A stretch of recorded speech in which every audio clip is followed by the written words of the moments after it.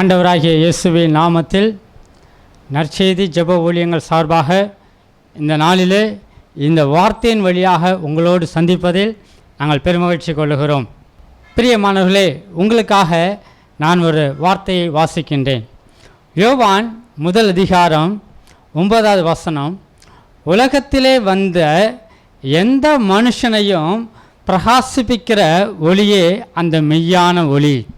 பிரியமானவர்களே, இன்றைக்கு அநேக மனிதர்கள் ஒளி இழந்து, சமாதானம் என்ற ஒளியை இழந்து, சந்தோஷம் என்ற ஒளியை இழந்து, உலகத்தால் கரைப்படுத்தப்பட்டு துக்கத்தோடும் வேதனையோடும் அலைந்து கொண்டிருக்கிறார்கள்.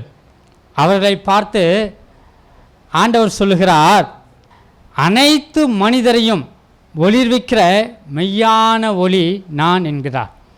பாருங்கள், இந்த உலகத்தில் இருக்கிற எல்லா மனுஷரையும், எல்லா மனிதர் என்றால் நீங்களும் நானும் அதிலே இருக்கிறோம்.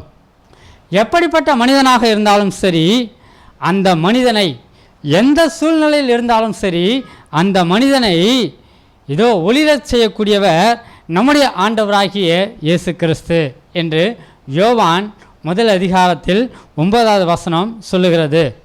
This was the true light that enlightens every person by his coming into the world. பாருங்கள், அவர்தான் எல்லோரையும் ஒளிரச் செய்யக்கூடிய உண்மையான ஒளி என்று வேதம் சொல்லுகிறது. ஒருவேளை நீங்கள் இன்றைக்கு நினைத்து கொண்டிருக்கலாம், என்னால் மற்றவர்களுக்கு ஒளியாக இருக்க முடியுமா? நான் மற்றவர்களுக்கு பிரகாசமாக இருக்க முடியுமா? நான் மற்றவர்களுக்கு ஆசீர்வாதமாக இருக்க முடியுமா என்று நீங்கள் நினைக்கலாம். அப்படி என்றால் இந்த வார்த்தை உங்களுக்கு தான். ஆண்டவர் உங்களை பார்த்து தான் சொல்லுகிறார், உங்களை ஒளிரச் செய்யக்கூடியவர், உங்களை பிரகாசிக்க செய்யக்கூடியவர். நீங்கள் ஒரே ஒரு காரியத்தை செய்ய வேண்டும், அவரை நோக்கி பார்க்க வேண்டும்.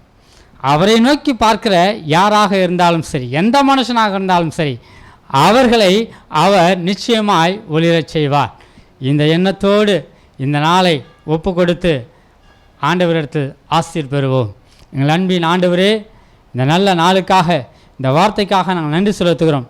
இந்த வார்த்தையின் மூலமாக நீர் எங்களுக்கு ஆண்டவரே உண்மையான சத்தியையும், உண்மையான சமாதானத்தையும், உண்மையான சந்தோஷத்தையும், உண்மையான ஒளியையும் நீர் கொடுப்பதற்காக நன்றி செலுத்துகிறோம். ஆண்டவரே, எங்களுக்கு இருளாய் இருக்கிற எல்லா காரியங்களையும் அகற்றி போடுவீராக. இருளாய் தோன்றுகிற பிசாசின் கிரியைகள் எல்லாவற்றையும் எங்களை விட்டு எடுத்து போடுவீராக. உடைய நாமம் மாத்திரம் மகிமை அடையட்டும். எங்களை தாழ்த்தி ஒப்புக் கொடுக்கிறோம். இந்த நாளை நீர் ஆசீர்வதிப்பீராக. இயேசுவின் நாமத்தில் ஜெபிக்கிறோம் பிதாவே, ஆமென்.